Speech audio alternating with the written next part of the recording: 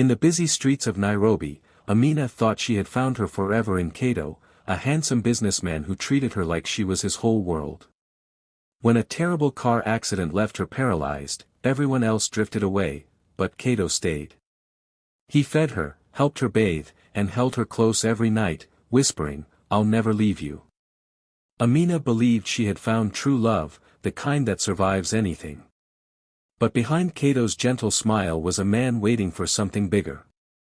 The day Amina's father's lawyer told her she had inherited $3 million, everything changed. Kato's eyes lost their warmth. His hugs felt colder. He no longer looked at her like a wife, but like a prize he was about to win. Amina tried to ignore the feeling, convincing herself it was just stress or jealousy. But deep down, her heart started to tremble. The man who once wiped her tears now counted her money in his mind. What she thought was love began to feel like a trap. Kato's words became sharp, his kindness rare. And as he stared at her one evening, silent and still, she finally saw the truth hidden behind his smile. The fairy tale she had trusted was never real, it was a mask. And the man she had once called her savior was quietly becoming her greatest danger. At first, the changes were small, so small that Amina almost missed them. Kato still smiled, but his smiles no longer reached his eyes. Her breakfast, once full of her favorite fruits and tea, became smaller each day. Sometimes her medication went missing, and when she asked about it, Kato would shrug and say, "You must have forgotten." He stopped calling her, "my queen," a name that used to make her heart warm, and started calling her, "the burden," sometimes in anger, sometimes under his breath when he thought she couldn't hear. Nights grew colder. Kato no longer shared the bed with her. He said he was busy, tired, needed space. Amina told herself it was stress, that maybe he was struggling with the weight of caring for her. But her heart knew better. The man who used to hold her now avoided her eyes. The laughter that once filled their house was replaced with silence heavy enough to choke her. Then came the night everything changed. She woke up to the sound of Kato's voice in the next room, low and tense. "Once it's done," he whispered, "I'll transfer the money. No one will ever know." Her heart stopped. She lay frozen in her bed, afraid to breathe. The voice that had once promised her forever was now planning something dark, something final. Amina closed her eyes, pretending to sleep when he came back into the room. Her pulse pounded in her ears as he stood beside her, watching. She could feel his stare, cold and full of something she couldn't name, hatred, maybe, or greed. When he finally walked away, her tears slipped silently down her cheeks. She understood now, she wasn't living with her husband anymore. She was living with her hunter. The next morning, Kato acted normal again, made her tea, kissed her forehead, smiled like nothing had happened. But every word he spoke now felt like a lie. Every step he took near her chair made her flinch. She began to notice more things, the way he checked her will, the way he looked at her pills, the way his eyes lit up whenever he talked about the money. He had already started to see her as gone. Amina tried to plan, but she was trapped in her own house, her body weak and her heart terrified. She thought of calling the police, but what would she say? "My husband might kill me." She had no proof, just fear and a broken body that no one would believe over a charming man like Kato. So, she stayed quiet, watching and waiting. Every night she listened for his whispers.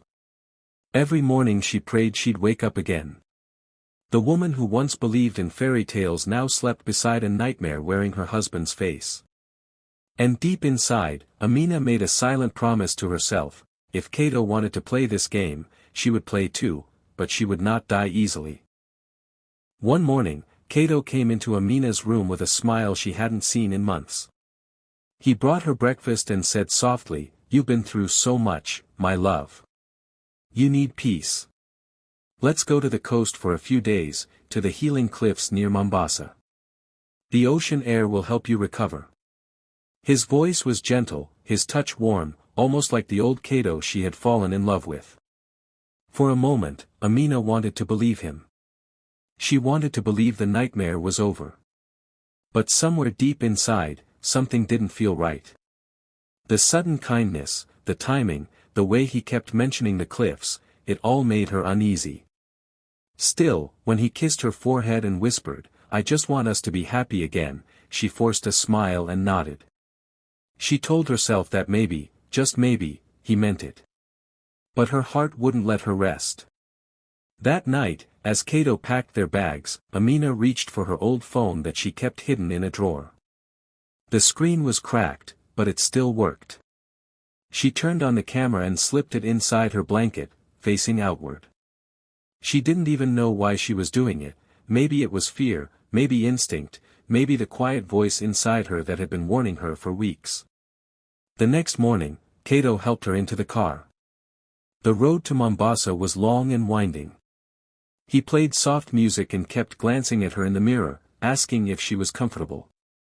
She answered with short, careful words. Every time he smiled, she felt her stomach twist. He seemed too calm, too ready. Along the way, he told her stories about how beautiful the cliffs were, how people said the ocean there had healing powers. But when he said, "It's the perfect place to start over," his words felt heavy, strange, almost like a goodbye. When they finally reached the cliffs, the air smelled of salt and seaweed. Waves crashed against the rocks below, loud and wild. The place was breathtaking, but to Amina, it felt dangerous, too quiet, too far from anyone who could hear her scream. Cato parked the car and helped her into her wheelchair, smiling as he pushed her toward the edge to enjoy the view. His hands on the chair felt firm, almost possessive. She tried to calm her racing heart, keeping her face peaceful while her mind screamed. She could hear the waves, the wind, and her own heartbeat. She could also feel Cato's breath behind her, slow and steady. "It's beautiful, isn't it?" he said softly. "You've suffered enough, Amina. Soon you'll be free." Her fingers gripped the sides of her chair. She didn't know if he meant free from pain or free from life. But the phone was still recording, tucked beneath her blanket, catching every word, every sound. She didn't know if it would save her, but she knew one thing: whatever was about to happen, the truth would not die with her. The sky over the ocean was painted with gold and gray as the sun began to set. The wind was strong, brushing Amina's face and carrying the sound of crashing waves far below. Cato stood behind her wheelchair, silent for a long time. The cliffs near Mombasa were empty, no tourists, no cars, just the sound of the sea roaring against the rocks. Amina's heart pounded. She could feel the tension in Cato's body through his hands on the handles of her chair. He wasn't calm. His breathing was uneven, his grip too tight. "Cato," she said softly, trying to keep her voice steady, "why are we here?" He didn't answer right away. The wind whipped around them, and for a moment she thought he hadn't heard. Then he stepped in front of her, his face hard and strange. The man who once smiled at her with such warmth now looked like a stranger, his eyes full of anger, not love. "Why?" he finally said, his voice rising. "Because you don't deserve what's mine." Amina's stomach turned cold. She shook her head, tears filling her eyes. "Cato, please. I wasted my life on you," he shouted. "Feeding you, cleaning after you, pretending to love you. You're broken, Amina. You should have died in that accident." His words hit harder than the wind. The man who once called her his queen now looked at her like she was nothing. "Cato," she whispered, trembling, "you don't have to do this." He laughed, a sharp, hollow sound. "Do what?" "Take what I deserve. I've already done everything else for you. This is the last thing I need to fix." He moved behind her again, his hands gripping the wheelchair handles. The chair shook slightly as he pushed it forward, inch by inch, toward the cliff's edge. The sound of the ocean grew louder, wilder. Amina's heart raced. "Please, Cato," she cried, "I loved you. Don't do this." But he didn't stop. His voice cracked as he screamed, "It's all mine. All of it. You don't deserve any of it. Before she could scream again, before she could reach for him, the wheelchair jerked violently forward. The world tilted. The sky spun. She felt the air tear past her face as the chair went over the edge. The roar of the waves swallowed her scream. Then everything went black. For a long moment, there was nothing, no pain, no sound, no light. Just silence. Above the cliffs, Kato stood breathing heavily, staring down at the water below. His hands shook, his face pale. He waited for the splash, for the proof that it was done. The sea swallowed everything, leaving no trace of her. He wiped his face, whispering to himself, "It's over." He didn't know that below the rocks, the waves hadn't finished their story. Amina's body lay broken, but not lifeless. And in her blanket, her old phone still glowed red, recording every second of his confession. The sound of waves was the first thing Amina heard. They were gentle now, not the wild crash she remembered from the cliff. Her eyes opened slowly, the sunlight burning her face. Everything hurt, her body, her chest, her heart. She tried to move, but a sharp pain shot through her spine. Above her, pieces of her shattered wheelchair lay tangled in seaweed. Her clothes were torn, her arms bleeding from deep cuts. For a moment, she didn't understand where she was or how she was still breathing. Then it hit her. Kato had pushed her. He had really done it. She blinked through tears, the salty water stinging her wounds. The air smelled of salt and blood. Every breath felt like fire. But she was alive. Somehow, she had survived the fall. She lay there, half-conscious, unable to scream or move. Hours passed. The sun climbed high, then slowly began to set. Just as her eyes started to close again, she heard distant voices, men shouting, the sound of footsteps on rocks. A group of fishermen appeared on the shore, their nets slung over their shoulders. One of them stopped when he saw her. "Mungu Wangu," he gasped. "There's someone here." They ran to her side, lifting her carefully, their hands trembling. "She's alive," another whispered.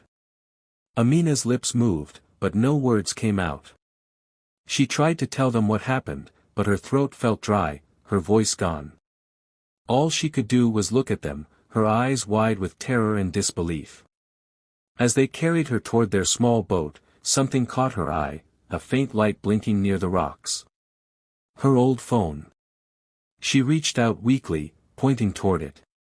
One of the men picked it up and handed it to her. The screen was cracked, almost destroyed, but it still worked. With shaking fingers, she pressed play. Her heart stopped as she heard it, the wind, the waves, and then Kato's voice screaming, "It's all mine." The moment he shoved her. The sound of betrayal. The proof. Tears spilled down her face, mixing with the seawater. It wasn't just pain that made her cry, it was rage. The man she had loved, trusted, cared for had tried to erase her. But the ocean had refused to keep his secret. The sea had returned her, broken but breathing. She closed her eyes and whispered to herself, "Not yet. I'm not finished." The fishermen took her to a nearby village, where they called for help. As she was placed in the ambulance, the phone still clutched in her hand, Amina stared out toward the horizon. The waves that had almost taken her life now felt like they were carrying her strength back. Kato thought she was gone. He would already be celebrating, counting the money, smiling for the cameras. But he didn't know the truth. Amina was coming back. And this time, she wouldn't be the victim, she would be the storm. Weeks passed before Amina was strong enough to leave the hospital. Her body was still healing, but her spirit burned brighter than ever. The world thought she had died, and Kato had played his part perfectly. On the news, he cried fake tears, saying his beloved wife had fallen by accident. He even held a memorial for her, standing before cameras with a broken voice and a black suit. But Amina watched every second of it from her hospital bed, her jaw clenched. She had the truth, and soon the world would see it. When the court date finally arrived, Nairobi's courthouse was packed. Reporters crowded outside, cameras flashing as Kato walked in with his lawyer, pretending to be heartbroken. He placed his hand on his chest, sighing dramatically for the audience. "My wife lost control near the cliffs," he told the judge, his voice full of fake sadness. "It was an accident. I tried to save her, but the sea took her."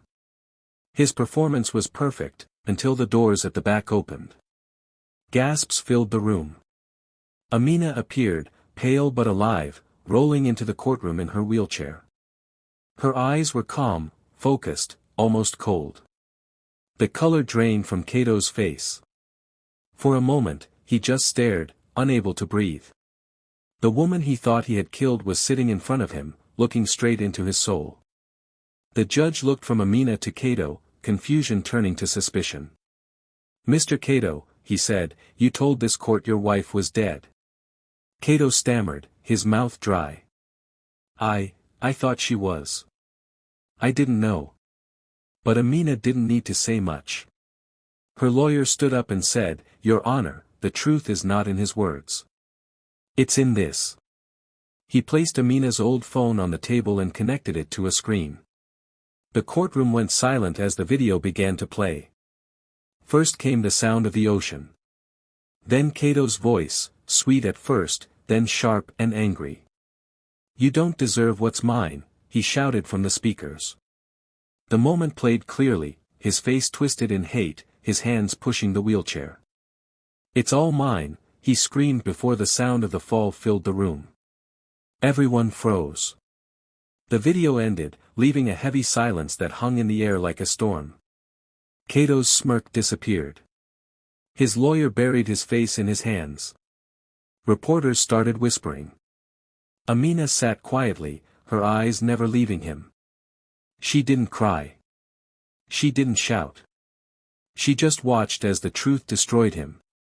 The judge's voice broke the silence. "Enough," he said firmly. "This man attempted murder." He looked at the officers standing nearby. "Handcuff him, now." As Kato was dragged away, his mask finally broke. He shouted her name, begged for mercy, but Amina didn't respond. She simply closed her eyes, took a deep breath, and let the weight of justice wash over her. For the first time in a long time, she felt free. The news spread across Nairobi like fire. Kato, the man everyone once admired as a successful businessman and a devoted husband, had been exposed as a monster. After the verdict, his empire began to crumble overnight. Every account he owned was frozen. The companies he bragged about, the houses, the cars, all seized by court order. His face, once plastered on magazine covers, now filled every screen for the wrong reasons. The man who thought he could buy love, silence, and power had lost everything in one day. Meanwhile, Amina's world began to shift in the opposite direction. The court awarded her full control of her inheritance, every dollar her father had left her. But that wasn't all. The judge also ordered that Kato's remaining assets, businesses, and properties be handed to her as compensation for his crime. The same man who once called her broken now watched from behind prison bars as everything he owned was transferred to the woman he tried to destroy. Amina didn't celebrate with champagne or smiles. She moved quietly, calmly, through every meeting and signature. She wasn't interested in revenge, she wanted peace. But deep inside, she couldn't deny the quiet satisfaction of seeing justice done. The same house where Kato had planned her death now belonged to her. His office, his luxury car, even his favorite watch, all hers. It was as if the universe had turned his cruelty into her strength. When the final papers were signed, reporters waited outside the courthouse. Cameras flashed as Amina rolled out in her new wheelchair, dressed in a simple white suit. The wind caught her hair, and for the first time in a long time, she felt light. The crowd shouted her name, asking how it felt to win, to survive, to see her husband punished. She stopped for a moment, looked up at the flashing lights, and smiled faintly. He tried to push me off the edge, she said softly, her voice calm but full of power, but that's where I learned to fly. The reporters fell silent for a second, and then the moment exploded online. Her words spread across social media within hours.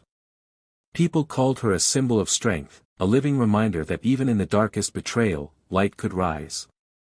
Memes, quotes, and videos of her courtroom moment filled every corner of the internet. Amina the Unbreakable, they called her. From his cold cell, Cato saw it all on the tiny prison TV.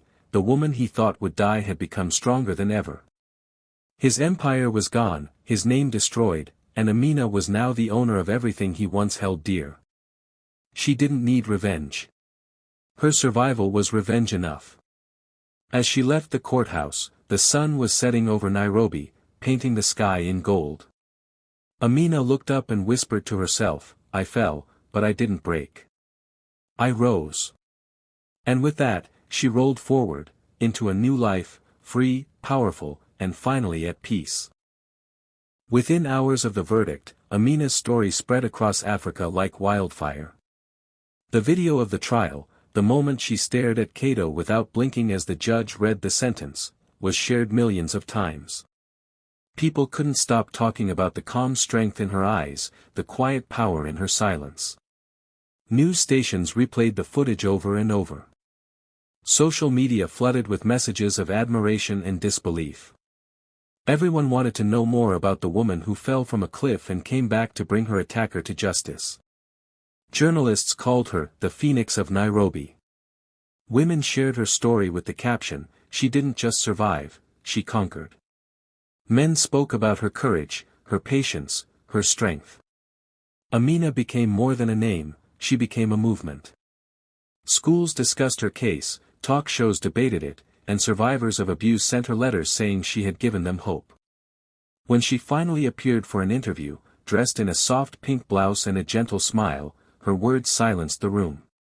Don't ever underestimate the woman you tried to destroy, she said, looking straight into the camera. When the world thought I had fallen, I was only learning how to rise. Those words became a message that echoed across borders. Artists painted murals of her. Musicians wrote songs about her. Her story became a symbol of survival, proof that pain could turn into power. Amina didn't just win her case, she inspired a continent. And as her image continued to spread, one thing became clear, the woman Cato tried to silence had found her voice, and the whole world was finally listening.